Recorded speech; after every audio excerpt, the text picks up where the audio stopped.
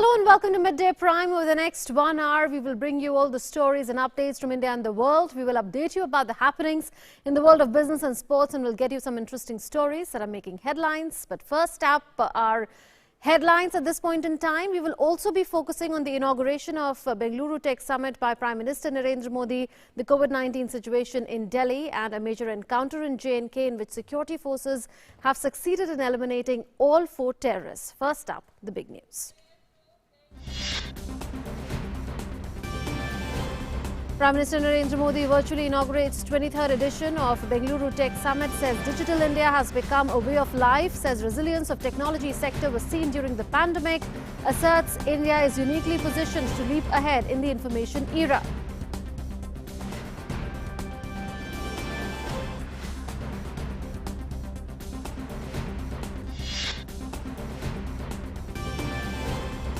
Prime Minister Narendra Modi to discuss bilateral relations with Luxembourg Prime Minister Jaiver Bettel in a virtual conference today. This will be the first summit meeting between India and Luxembourg in the last 2 decades. Security forces thwart a major terror attack in Jammu's Nagrota, neutralizes all 4 terrorists in an encounter. Large quantity of arms and ammunition recovered. Search operation underway to nab the driver of the truck in which terrorists were travelling. Security tightened in Nagrota and Katra base camp of Sri Vaishno Devi Shrine. Jammu and Kashmir National Highway closed for routine commuting.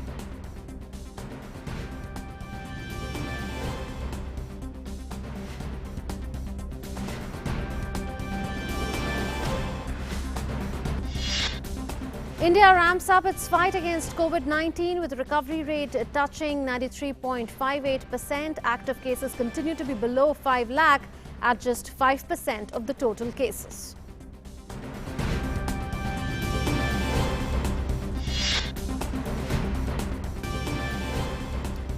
New York City orders closure of public schools amidst a second wave of COVID-19. A number of patients hospitalized with COVID-19 across the U.S. tops 75,000, sets a new record. President-elect Joe Biden says Trump administration's failure to recognize his election victory could delay the planned COVID initiative. And world tennis number 1, Serbia's Novak Djokovic suffers a stunning defeat at ATP Finals 2020 in London by 4th seed Russian Daniil Medvedev.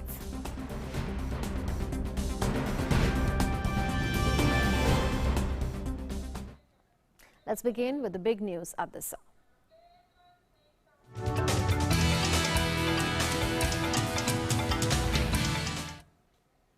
Prime Minister Narendra Modi today inaugurated the Bengaluru Tech Summit 2020 via video conferencing. Addressing the event, PM Modi spoke about several significant issues related to technology. PM said the government policies have been able to bring about changes in lives of people majorly through technology, as government's governance model is technology first. PM Modi said that we have enhanced human dignity through technology. He added that millions of farmers received monetary support in just a click. Our governance model is technology first. Through technology, we have enhanced human dignity. Millions of farmers receive monetary support in 1 click. At the peak of the COVID-19 lockdown, it was technology that ensured that India's poor received proper and quick assistance. Prime Minister said that Digital India has improved the lives of marginalized and poor sections of society. He said Digital India is no longer being seen as any regular government initiative. Digital India is no longer being seen as any regular government initiative. Digital India has become a way of life, particularly for the poor, marginalized, and for those in government. Thanks to Digital India, our nation has witnessed a more human-centric approach to development. He stressed that at the peak of the COVID-19 lockdown, it was technology that ensured that India's poor received proper and quick assistance. COVID-19 pandemic was a bend in the path, not the end. ये तो रास्ते का एक band था, and नहीं. The amount of tech adoption that would not have happened in that decade happened in just a few months. Work from anywhere has become the norm and is going to stay. The summit is organized by the government of Karnataka along with the Karnataka Innovation and Technology Society. The summit witnesses participation of Australia's Prime Minister Scott Morrison and many other prominent international figures. This year, the theme of the summit is Next is Now. The summit is deliberating on the key challenges emerging in the post-pandemic world with focus on the impact of prominent technologies and innovations in the domains of information technology and electronics and biotechnology. And our correspondent Aisha Khanam gives us more details from the ground. Let's listen in to her. Is the virtual platform of Asia's largest virtual tech summit. This is the 23rd tech summit, and Bangalore has witnessed several such summits earlier, and the Bangalore IT.com, which started earlier in 1998, is now Bangalore Tech Summit. So every year it is an annual feature where Asia's largest number of companies participate in this tech summit, and large number of IT skilled participants take part in this tech summit. So this has been part of Bangalore's culture, and the story also associated with Bangalore's growth as IT hub and the Silicon Valley of India. This tech summit is happening in challenging situation, in challenging conditions like the coronavirus pandemic. And this pandemic shut down the entire world. There were lockdowns, there were shutdowns, but IT kept going, and IT industry was one medium which connected the world, which brought the world closer and made the world a global village. Prime Minister Narendra Modi's Digital India vision has information technology as the nucleus, and Bangalore has the ecosystem to provide all the wings to the Digital India vision. And this tech summit will bring together more than 200 countries and 25 nations to discuss and collaborate in special innovations with regard to information technology to make world a better place and a global hub. With cameraman Syed, Aisha Khanam, DD India, Bangalore. And our correspondent Arun Sharma now joins us for more on this. Arun, did the Prime Minister make a pitch for making India self-reliant in technology solutions and also helping the world with them? Absolutely, Munmun. So yes, Prime Minister Narendra Modi's vision is very much clear as far as the Tech Summit is concerned and Digital India is concerned. I mean, look at the theme of this Bengaluru Tech Summit. It says the next is now, and it is very much interesting as well. Because kind of technology that we were expecting to be part of our life by 2040 or by 2050, that has become a part of our life in 2020 itself. And that's the reason why 2020 is going to be a very interesting year. Look at this way, Munmun, nobody ever thought that the multilateral forums, bilateral forums, big seminars will be held virtually in 2020. But this has now become a reality. Now, in last 6 years, we have seen that the government has created a robust digital infrastructure as well, because of which, even during the pandemic time, we saw that the India was connected. India was on a move because of the digital technology, digital infrastructure. But one big message and a challenge that Prime Minister Narendra Modi highlighted is about the cyber security. Now, that is worth noting down. Why? Because the way the virus has hit us, the virus has hit all the major economies, entire world, it has brought Earth to a standstill. But imagine if our digital infrastructure is hit by a virus or it is being hacked by somebody, what would be the future like if in case this happens? And that's the reason why Prime Minister Narendra Modi highlighted about the importance of cyber security and how can cyber network can be ensured with safety and security. And Absolutely. he, of course, highlighted this point that he invited the youngsters to innovate more as far as cyber security is concerned. Arun, did the Prime Minister also elucidate how lives of Indians have changed for the better with the government increasingly adopting technology in various domains. And we see that especially during the course of the pandemic, during the lockdown period, with the Prime Minister saying that more technology was adopted in the last few months than perhaps maybe the last one decade as a whole. Absolutely, Munmun. So look at this way, that whatever policies or initiatives that Prime Minister Narendra Modi focuses upon, whatever the scheme that the government launches, technology is at the core of that initiative. When we talk about various schemes, talk about the UPI initiative or Bhim UPI initiative, primarily fintech is something that is driving it. When we talk about the Swamitva Yojana, it is the drone technology that is driving this Swamitva Yojana, how the drone technology is being utilized. When we talk about the COVID pandemic time, we have seen robotics coming to the rescue. As far as this COVID pandemic is concerned, we have seen robots and humanoids actually serving the food and medicine to the patients, the COVID patients primarily, even during the COVID pandemic time. When we talk about Ayushman Bharat, the mega initiative by the government of India, in that context, the IT services and IT-enabled services are playing at front foot to implement these kind of initiatives. So whatever the schemes that the government has launched so far, IT-enabled services is at the core, and Digital India is at the core of that services. But important aspect is that we have seen that the kind of ecosystem that the government has provided, as far as startups are concerned, as far as Atmanirbhar Bharat App Innovation Challenge is concerned, this has given a big platform to the youngsters of our country. Munmun, today 10 to 12-year-old child or a kid is actually innovating. A 10 to 12-year-old kid or child is actually making mobile application. Now, when 20 years back, we have seen that when an MCA student, Master of Computer Application was a student, they used to make products or mobile applications or any kind of software in their final semester. But now a 12-year kid is making that mobile solutions. So it is not the first who wins this race of technology. It is one who is primarily making the best of the use of the technology and innovation that primarily wins the race. And of course, whosoever is innovating for the best or for the betterment of the human life, actually that person wins the race. And so that's the focus that Prime Minister Narendra Modi is having as of now, that as to how youngsters can be given a big platform as far as innovation is concerned, so the youngsters of our country can come forward and innovate for the betterment of humanity as well. Absolutely. This is the age of disruption, he said. He said that it is important that you are the best when it comes to disruption and not just the quickest. Thank you so much, Arun, for those inputs. Prime Minister Narendra Modi will meet Luxembourg's Prime Minister Jaiver Bettel in a virtual summit today. This will be the first standalone summit meeting between India and Luxembourg in the past 2 decades.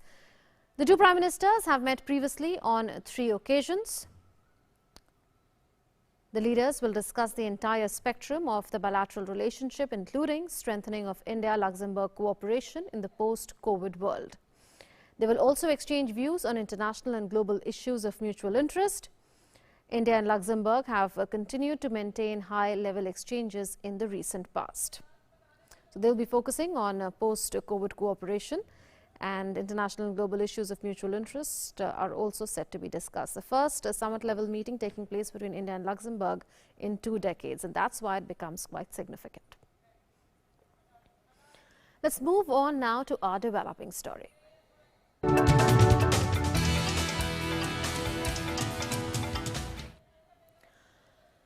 4 terrorists were neutralized in an encounter between terrorists and security forces in Jammu's Nagrota today. The encounter began at Toll Plaza in Jammu in the wee hours. The identity of the slain terrorists is being ascertained. J&K police and CRPF had received specific inputs about the movement of terrorists from Samba sector towards Nagrota Toll Plaza. The truck in which they were hiding was stopped for a routine check. Terrorists fired on the security forces and lobbed grenades, and then reinforcements were rushed, and in the encounter, all the 4 terrorists were eliminated. Driver of the truck fled from the scene, adding a manhunt has been launched to nab him. 2 police personnel sustained injuries in the encounter and their condition is stable. Addressing media persons in Jammu, Inspector General of Police Jammu Range said 11 AK rifles, 3 pistols, 29 hand grenades and other devices were recovered from the 4 slain terrorists. He said that the terrorists who had infiltrated from across the border had planned to strike in a big way in the Union Territory and were on the way to Kashmir Valley. आज सुबह 5 बजे जब checking चल रही थी तो एक truck को रोका गया और जब ड्राइवर को उतारा गया तो वो वहां से फरार हो गया। जो ट्रक था उसकी तलाशी ली गई और तलाशी के दौरान जो पुलिस और सीआरपीएफ की पार्टी थी उन पे फायर आया और जवाबी कार्रवाई शुरू की गई। एनकाउंटर तकरीबन 3 घंटे तक चला। 2 पुलिस के कांस्टेबल्स हमारे जख्मी हुए हैं जो अभी आउट ऑफ डेंजर हैं। एनकाउंटर के दौरान 4 आतंकवादी मारे गए। इनकी शिनाख्त अभी नहीं हो पाई है। The IG also said that since the announcement of Jammu and Kashmir DDC elections, the security was beefed up in the Union Territory to averse any untoward incident which can hamper the election process. He expressed the possibility that the terrorists might have had plans to target DDC elections. पिछले कुछ दिनों से जब से DDC elections की प्रक्रिया शुरू हुई है, इंटेलिजेंस इनपुट्स हमारे पास आ रहे थे जिसमें ये था कि कुछ इन्फिल्ट्रेशन संभावित है और मिलिटेंट्स किसी पर्टिकुलर टारगेट के लिए भारी मात्रा में हथियार लेके इन्फिल्ट्रेट करने की कोशिश में हैं। Meanwhile, security has been tightened in Nagrota along the Jammu-Srinagar National Highway, and the highway has been closed for routine commuting. Security has been beefed up at the Katra base camp of Sri Mata Vaishno Devi Cave Shrine in the wake of the Nagrota encounter.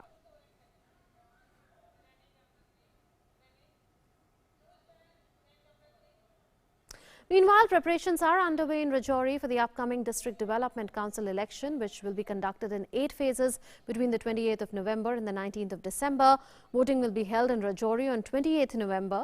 Block Development Council Chairman Kotranka Block Jaiver Chaudhary said that people are excited about the election, as with this, power is directly going into their hands. Now people are seeing this with a ray of hope. ये festival of democracy है, इसको हम festival of democracy के तौर पे celebrate कर रहे हैं। लोगों में बड़ा जोश और खरोश है। एक नया सिस्टम है, इसमें जो पावर है वो डायरेक्ट पब्लिक के पास आ रही है। पहले एक कॉन्स्टिट्यूंसी होती थी बड़ी, उसमें एमएलए होता था, उसके 4-6 खड़पेंच होते थे, उन्हीं की ठेकेदारी होती थी वोटों की। पब्लिक को उसका हक नहीं था मिलता। जो 4-6 ठेकेदार हैं बड़े, उन्हीं के मसाइल हल होते थे, उन्हीं के मकान बनते थे, उन्हीं की डेवलपमेंट होती थी। वही बड़ी बड़ी गाड़ियाँ एसयूवी खरीदते थे, लेकिन गरीब गुरबा को कोई नहीं था पूछता। And our correspondent Ramesh Raina now joins us from Jammu with more on this. Ramesh, let's begin with the encounter first. Are the security forces seeing this as a major shot in the arm for them, considering that all 4 terrorists have been eliminated in the encounter with security forces and a huge cache of arms and ammunition have been recovered, perhaps pointing to their plans to go on a big mission? Monument, yes, this is definitely a major success for security forces. As you know, almost 4 terrorists they have been shot dead, and they had recently infiltrated from across the border through Samba sector. And they were on a mission. They were on a mission just to strike big in the Union Territory.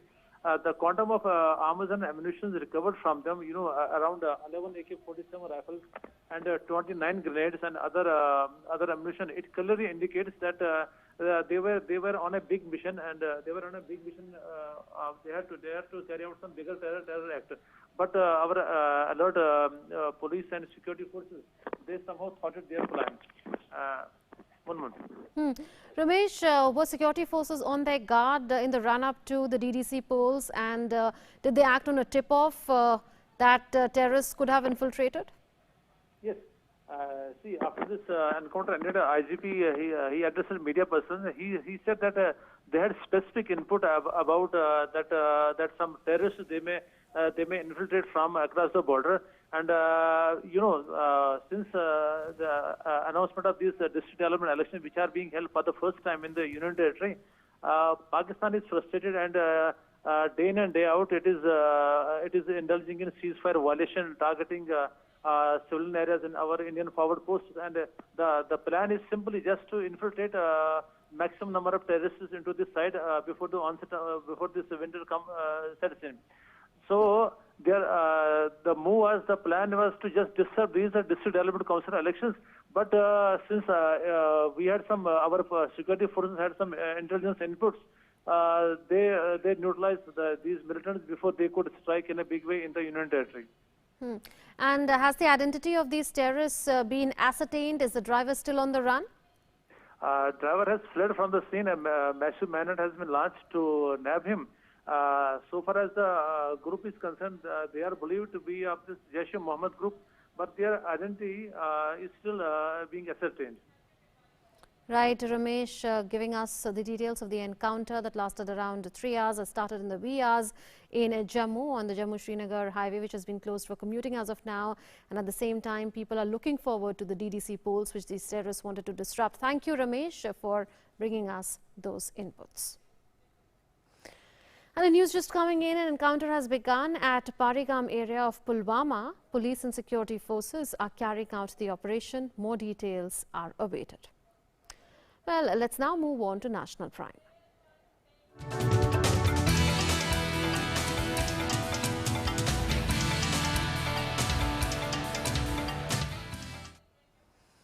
The Health Ministry has approved a new category for selection and nomination of candidates from wards of COVID warriors under Central Pool MBBS or BDS seats for 2020-21.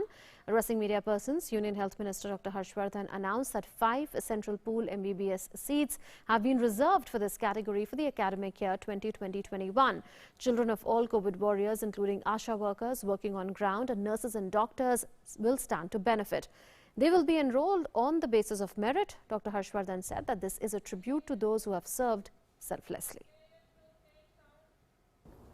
इनका जो contribution है Covid warriors का, इसको इतिहास कभी भूल नहीं पाएगा और हमने इसके संदर्भ में अपने मंत्रालय में चिंतन करके इस साल से एक निर्णय लिया है कि जो मेडिकल कॉलेजेस में एमबीबीएस की सीट्स होती हैं उसमें जो एक नेशनल कोटा होता है अलग अलग कैटेगरीज़ का, उसमें 5 सीट्स कोविड वॉरियर्स के बच्चों को ऑब्वियसली नीट को वो क्वालिफाई करेंगे, लेकिन उनके लिए एक्सक्लूसिवली रिजर्व की जाएंगी. Union Health Minister added that 90 to 99% of COVID-19 is only about protection and motivating others. He reiterated that you protect yourself from this deadly virus with small precautions like wearing a good quality mask properly, maintaining social distance and taking care of hand hygiene. The Health Minister also said that a central team will visit Haryana, Rajasthan, Gujarat and Manipur due to a rise in COVID cases there. Well, an all-party meeting has been called by Chief Minister Arvind Kejriwal to discuss the COVID-19 situation, and that was held in the national capital. On the 15th of November, Kejriwal had attended a meeting convened by Union Home Minister Amit Shah to take stock of the rising COVID-19 cases in the national capital. The national capital has been witnessing a spurt in coronavirus cases since the 28th of October, when daily cases breached the 5,000 mark for the first time. The single-day rise in cases crossed the 8,000 mark on 11th November. And our correspondent Tapas Bhattacharya now joins us with more on this. Tapas, is the Delhi government being able to bring the situation under control, considering that it called an all-party meeting today to discuss the outbreak? Well, let me just put certain things into perspective before I start giving you this answer. Munmun, Delhi, in fact, yesterday recorded 7,486 new cases, taking the infection tally in the city to over 5 lakhs. And 131 new fatalities. That is the highest single-day count till date. So and that kind of pushed the number of deaths in the national capital to 7,943. So that's a huge number of single-day count of fatalities that you're talking about. And today, when the all-party meet, it just finished up a while back. And we've been told that they came out with a situation. All the parties have come to one agreement for sure that they need to fight this COVID menace together. But in some points, there seems to be some sort of a point that they are not agreeing to. What we have been told by our sources that the Delhi government is planning to increase the number of what you call the fine for people not wearing masks and or adhering to the social distancing norms. In fact, we've been told that the Delhi government will approach the Delhi LG, and as of now, the fine is rupees 500, and it is expected to be increased to rupees 2,000. So that is something we've been told by our sources that is going to take place. Now, coming back to the other aspect of this, Delhi's inability, we've been told that most of the doctors, most of the staff, there is a massive staff crunch in hospitals. In fact, that's a major thing that is currently happening, and that's one of the reasons why most of the Delhi hospitals, we've been told by the doctors that they are actually grappling with a shortage of staff, and that's one of the reasons why the fourth year and the fifth year students who are studying MBBS have been roped in for an 8-hour to 12-hour shift, and they will be paid an honorarium over and above what they are currently getting as a stipend. So that is something they are trying to. The central government is providing, as of now, the paramilitary forces, the 45 doctors and 160 paramedics from the Central Armed Forces. But yes, a lot many, it is required. A lot many doctors and a lot many other, things required to curtail the situation. One can have the infrastructure in place, but you require the nurses, you require the doctors to come and check the patient. We've been told that as of now the situation is nothing to write home about, especially in the Delhi government hospitals, yes, where Tapas. the doctors are actually doing 14 to 16 hours of shift by themselves. Mumun. Absolutely, there's a need for more human resources there to bring the situation under control in Delhi. But has the Delhi High Court pulled up the Delhi government today, saying that why did it act only after the court intervened? Why did it move a proposal to the LG asking for the guests at wedding functions and social gatherings to be restricted from 200 to 50 only after the court asked it to? Absolutely, Mumun. And actually, Delhi High Court slammed Delhi government over the deteriorating situation in the national capital. The court, in fact, asked the government if it would explain to those who had lost their near and dear ones to the COVID crisis in the last 18 days.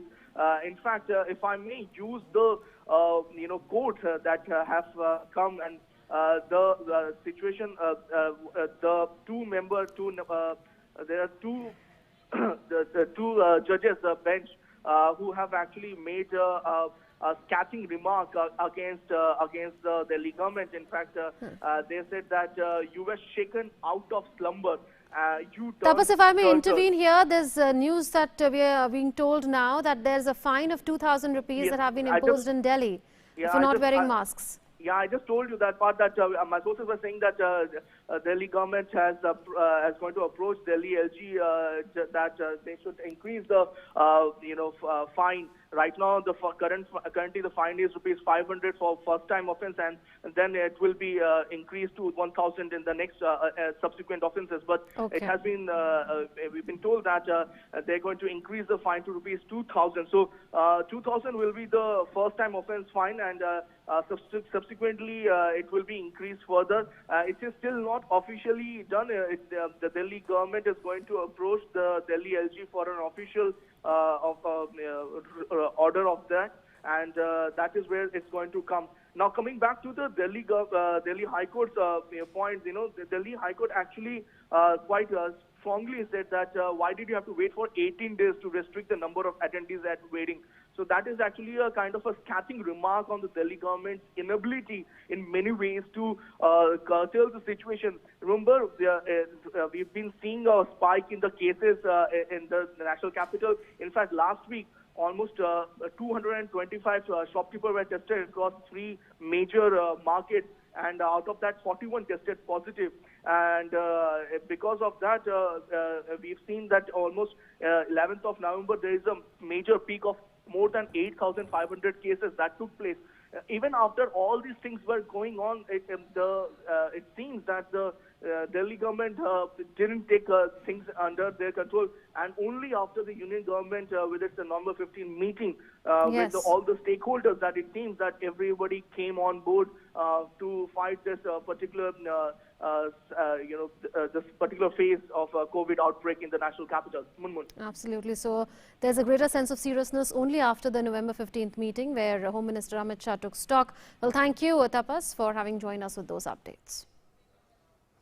Given the number of COVID-19 patients in Delhi, the Indian Railways is all set to provide all possible assistance. Railways have prepared isolation coaches for COVID patients at many railway stations, including Shakur Basti. On COVID preparations, General Manager of Northern Railway, Ashutosh Gangal, said in an exclusive conversation with DD India that on the occasion of Chhath, the railways will take all precautions to control the crowd. Delhi area में हमारे पास 503 isolation coaches थे और कुछ coaches जब requirement कम हो गई थी और गाड़ियां बढ़ गई थी और हॉलिडे स्पेशल के लिए हम लोगों ने अपनी स्थान से हटा के यार्ड में ले लिया था, लेकिन 50 कोच यानी 800 की कैपेसिटी हमारी शकूर बस्ती में हमने पूरे मेंटेन करी थी और उस कैपेसिटी का भी यूटिलाइजेशन बहुत कम है। आज सुबह की स्थिति के अनुसार 15 पैसेंजर्स उसमें हैं, लेकिन अभी भी हम लोगों ने जब ये संख्या बढ़नी शुरू हुई तो हमने फ़ौरन एक्शन लिया और अभी आज सुबह की स्थिति के अनुसार 262 कोच विभिन्न स्टेशनों पर खड़े हुए हैं, जिनमें हम यदि आवश्यकता हो तो पेशेंट्स को ले सकते हैं। Let's now take a look at the update on COVID-19 from across the country. 48,493 recoveries were recorded yesterday, taking the cumulative total of recovered patients to 83,83,602. With this, the recovery rate currently stands at 93.58%. India's three-pronged strategy of test, trace and treat is proving to be a success. The fatality rate has dropped to 1.47%, with 1,31,578 deaths recorded so far. The number of active COVID-19 cases in India stand at 4,43,303, which is 4.95% of the total cases reported so far. According to the Indian Council of Medical Research, a total of 12 crore 85 lakh 8,389 samples have been tested for COVID-19 so far. Of these, 10 lakh 28,203 samples were tested yesterday.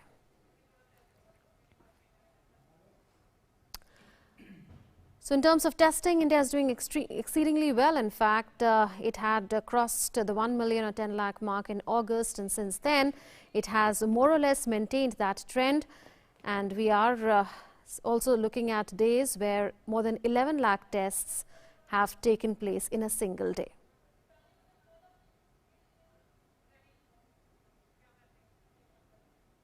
And as we told you, a daily trend of recoveries is outpacing new cases of COVID-19 in India, and the active case load has fallen substantially. Let's take a look at the progress India is making in the fight against COVID-19 and the situation in Delhi, which is battling a surge of cases and deaths. So this is the situation in Delhi. The daily trend of recoveries is outpacing new cases, and this is significant because this has been going on for the last 1.5 months. 48,493 new recoveries exceed 45,576 new infection cases. So daily recoveries, you can see, are more than the daily number of cases being reported in the whole of India. Not just that, the trend is continuing since 47 days. So since the last 1.5 months, this trend is on. Besides that, the recovery rate has improved to 93.58%. The fatality rate is well below the 2% mark, and the recovery rate is only inching upwards with time. Continuous shedding of active case load with the number of daily recoveries more than the number of daily cases. The active case load is declining. The active case load has fallen below the 5% mark of the total cases. So when you look at the total cases, the active cases are less than 5%. To be precise, 4.95%. Delhi has recorded the highest COVID-19 death toll of 131. This is a major cause of concern because in Delhi, this is the highest death toll that was recorded yesterday of 131 deaths. 22.39% of the new fatalities reported from Delhi. So if you look at all the fatalities across the country, then 22.39% of them were reported in Delhi, the national capital itself. And that is why the situation is worrying. The last time there was a very high death toll was 104 on the 12th of November, and that number has been exceeded yesterday.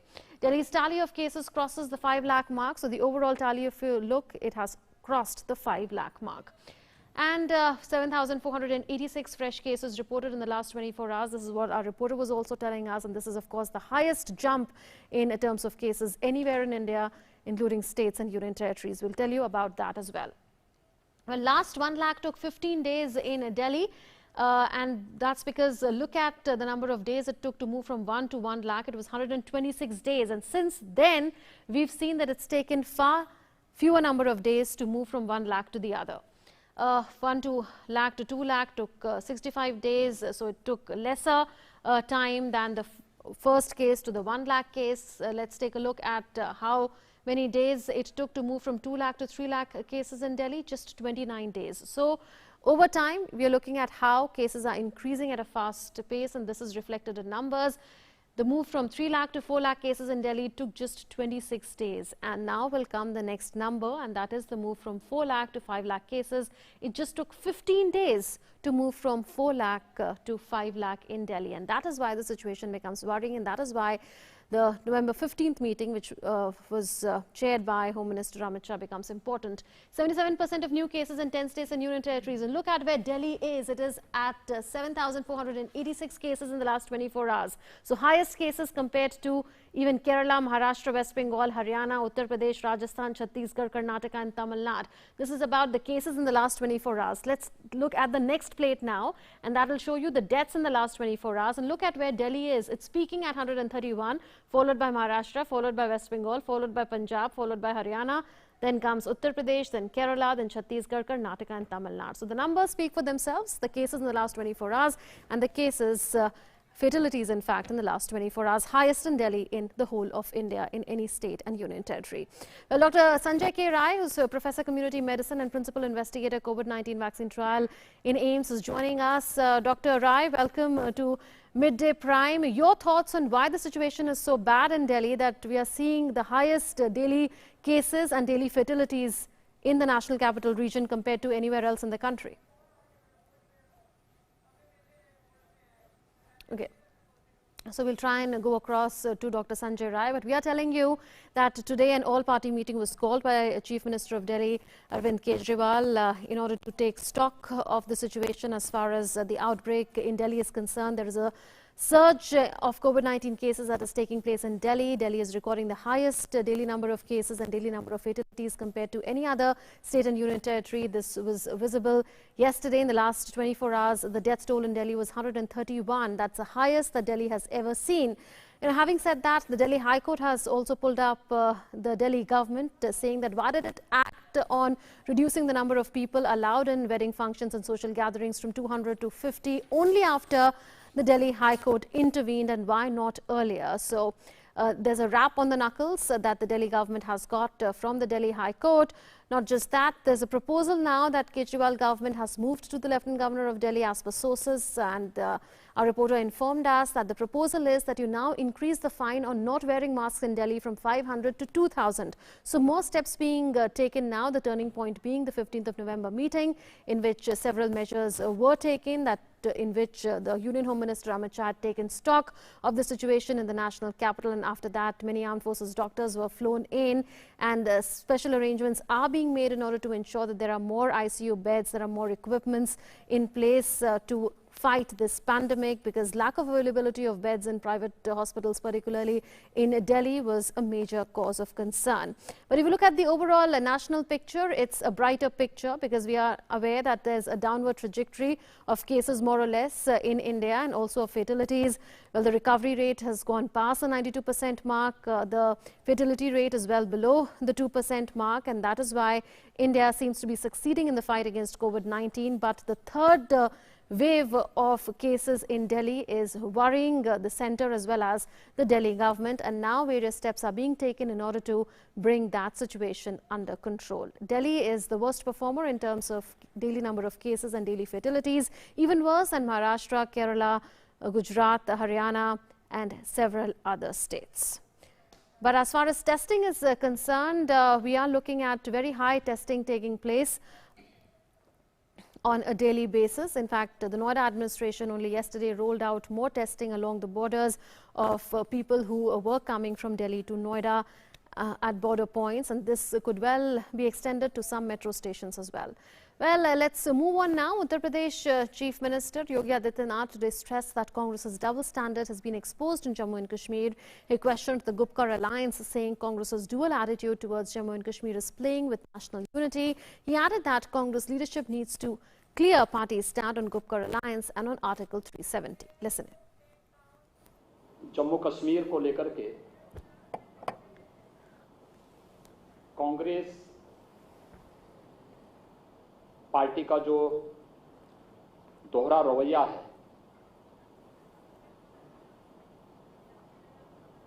यह राष्ट्रीय एकता और अखंडता के साथ सीधे सीधे खिलवाड़ है। हम सब जानते हैं कि कांग्रेस ने सदैव राष्ट्रीय अस्मिता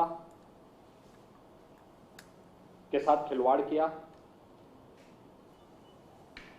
और प्रत्यक्ष और अप्रत्यक्ष रूप से उन तत्वों को प्रेरित और प्रोत्साहित करती रही है जो देश के अंदर अलगाववाद और अराजकता को बढ़ावा देते हैं। In a significant ruling, the Supreme Court has clarified that CBI needs to get the consent of the state government concerned before investigating any case. The court said that under the Delhi Special Police Establishment Act, it is mandatory for the CBI to take states' consent. The court, however, stated that Section 5 of the DSPE Act enables the central government to extend powers and jurisdiction of the CBI beyond union territories, but unless the state gives its consent for such extension within the relevant area under Section 6 of the DSPE Act, a CBI inquiry cannot be ordered. This decision of the court comes against the cases filed by the CBI against a UP-based company, Fertico Marketing and Investment Private Limited. However, in states that have given consensus to the Center for CBI investigation, there's no need for CBI to seek permission repeatedly. And our correspondent Vikas is joining us for more on this. Vikas, can you help put this into perspective? I understand that the Supreme Court in a ruling earlier had said that it is mandatory for the centre to have states' consent before CBI's jurisdiction is extended. But once general consent is taken of the states, then repeatedly the centre need not move in for fresh consent every time from the state, isn't it? All right, Munmunda. In fact, the Supreme Court has made it clear. In fact, court has reiterated that for CBI, it is required that they must take a consent from the state concerned. The matter was related to a case of Uttar Pradesh. Munmun, if we can divide CBI inquiries into categories, I will say that you can divide them in three categories. First category is normal cases, normal criminal cases. Second category of cases is those cases which are related to Prevention of Corruption Act, which sometimes involves public servants. And the third cases of CBI inquiry are those cases which are ordered by the High Court or the Supreme Court. So court has made it very clear that in the cases which related to the power of the state, like if you want to name a public servant of a state in an FIR, then CBI must first take consent from the state concerned. In the other cases, if like in a normal criminal cases, if the state has already given a general consent, then CBI may not necessarily take permission from the state government. So there are broadly three categories. Now the court has again reminded the CBI as well as the state governments that what rights all three of them have, what states can do, what CBI and center can do, and what courts can do. So this case has been again sent back to the Allahabad High Court for further consideration. Meanwhile, court has said that for this kind of inquiry, you need a consent from the state government as well, and CBI and center cannot proceed on their own. Right, Vikas, thank you for now for this update.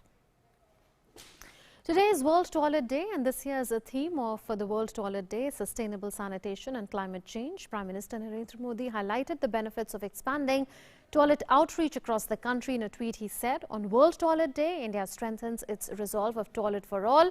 The last few years have seen an unparalleled achievement of providing hygienic toilets to crores of Indians. It has brought tremendous health benefits along with dignity, especially to our Nari Shakti. Union Home Minister Amit Shah has also tweeted on the occasion of World Toilet Day. In a tweet, he said, India had waited for decades to get a toilet in every household. On World Toilet Day, the nation thanks PM Narendra Modi for his relentless efforts towards toilet for all. This mammoth achievement reflects a sensitive government committed towards the welfare of those neglected for years. Meanwhile, Union Minister for Jal Shakti Gajendra Singh Shekhawat has virtually conferred Swachhata Awards to states and districts for their leading role in Swachh Bharat Abhiyan. The minister also interacted with panchs and sarpanchs.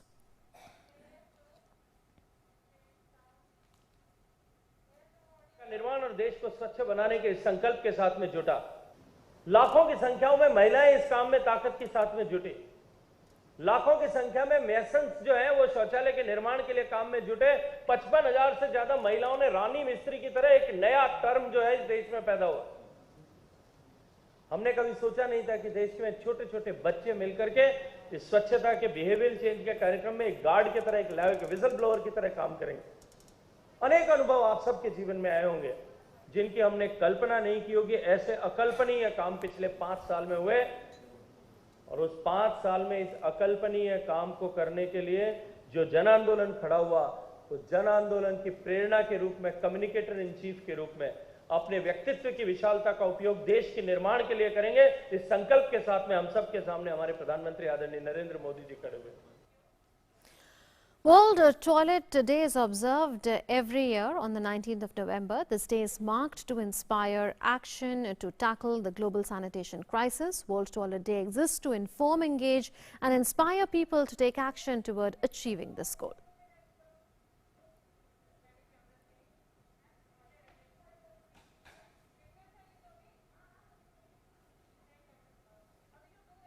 And in Midday Prime, it's time for news and updates from the world of business.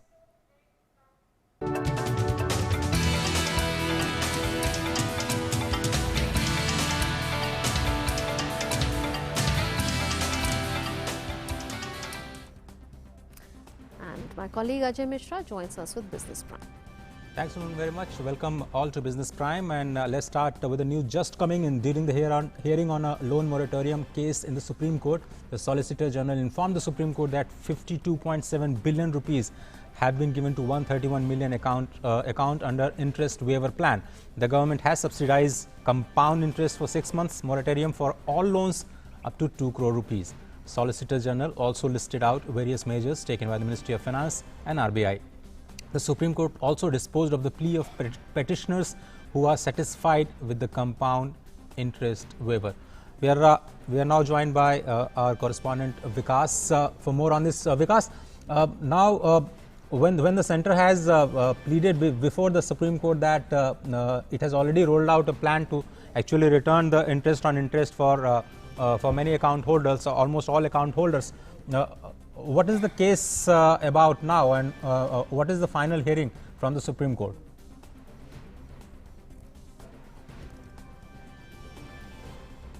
Of that, those petitions which were related to small loans up to 2 crore rupees. In fact, one of the petitioner on last occasion, not only he said that he is satisfied with the government decision, in fact some petitioners thanked the government for this initiative. Now some other issues are still pending before the Supreme Court, like people who have big loans bigger than 2 crore rupees, they are also seeking some kind of relief.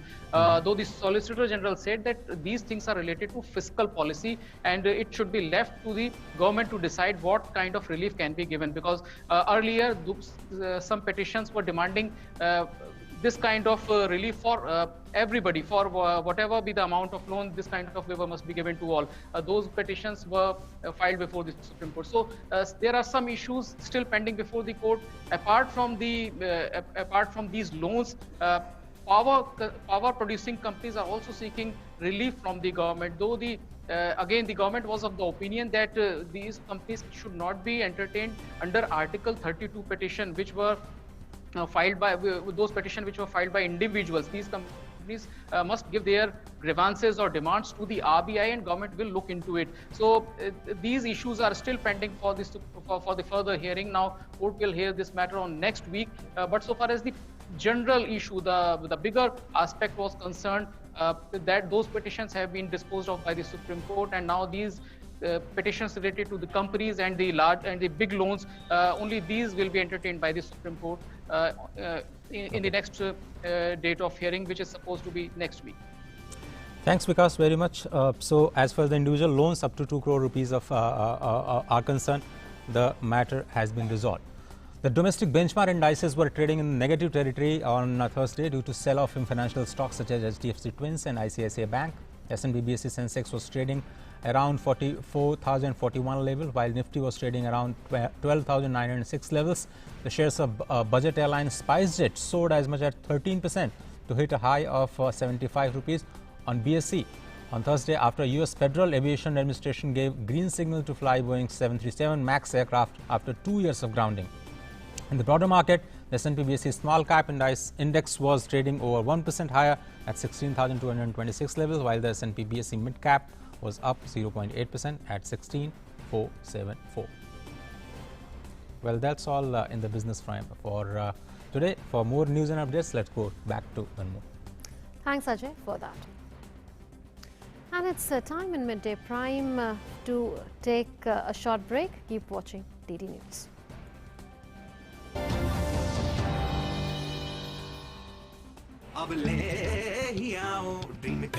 अब आप chance के लिए नहीं, chance आपके लिए रुका है, क्योंकि bank of Baroda car loan पे दे रहा है 0.25% concession in rate of interest, longer repayment period, zero foreclosure charges and higher amount of eligibility. So now own your dream car with Bank of Baroda today.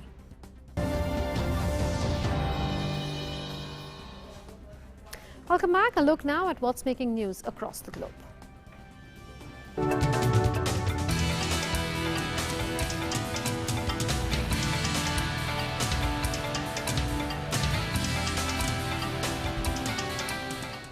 Let's take an update on the COVID-19 pandemic from across the world. As of now, more than 5.65 crore coronavirus cases have been reported worldwide, with over 13,55,000 deaths.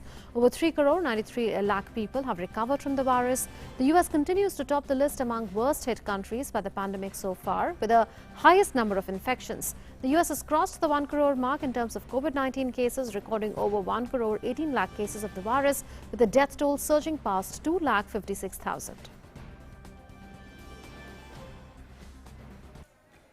New York's school district has decided to halt in-person classes in a bid to flatten the growing curve of COVID-19. The new restrictions will come into force from the 19th of November. New York's Mayor Bill de Blasio announced the decision on Twitter. Dozens of states have implemented shutdown measures in recent days to stem an unprecedented rate of new COVID-19 infections heading into the winter. The city's positivity rate has seen an upward trend after dramatic sliding down over the summer.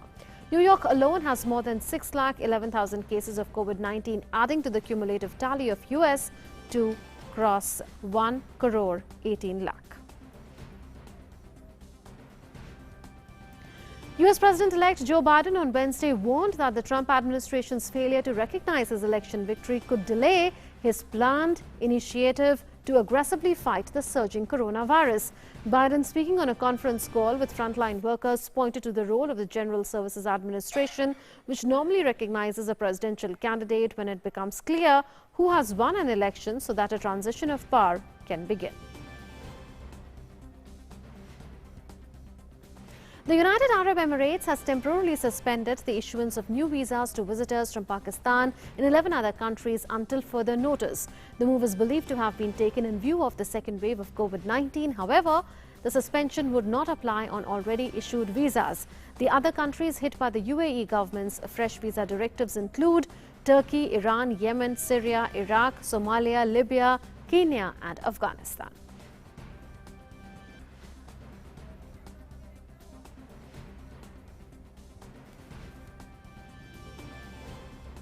And it's time now for all the sports action.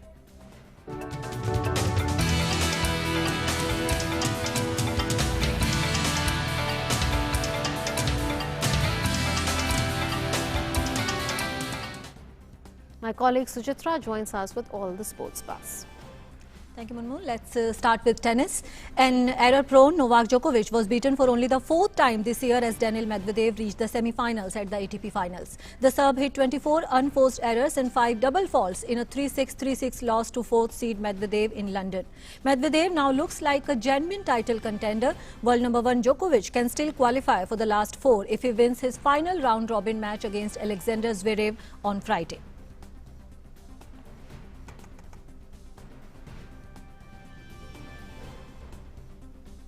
Zverev earlier boosted his own hopes with victory over Diego Schwartzman. The German fifth seed overcame a poor second set to claim a 6-3, 4-6, 6-3 win against the Argentine, who is now unable to reach the knockout stage after Medvedev's win at the O2 Arena. Liverpool forward Mohamed Salah has again returned a positive test for coronavirus while on international duty with Egypt. The 28-year-old initially tested positive last week despite not displaying any symptoms. On Wednesday, the Egyptian Football Association confirmed Salah had been tested again and the result was positive. He is likely to miss the Reds' next 2 games because of the self-isolation rules. So those were some sports updates. Back to you, Munmun. Thanks, Suchitra, for that. 58 years ago on this day, the Battle of Rizangla was fought by 120 Indian Army soldiers against 1,300 Chinese. These men from 13 Kumaon won the battle with their sheer bravery and courage, and out of the 120 men, 114 gave the ultimate sacrifice. A film of Rizangla based on the book Parakram by Dinesh Kandpal was released at Noida.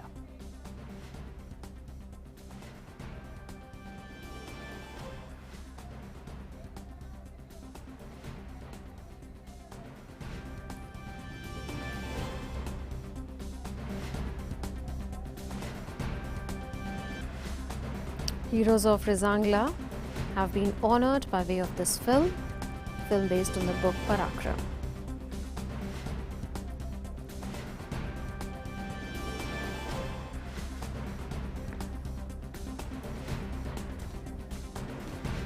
The Rizangla battle,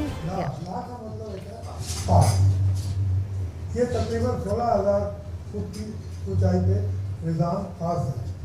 तो 7 platoon 3 kilometre उत्तर में रिजांगला पास पे जमादार सूरजा के नीचे ऊंचाई।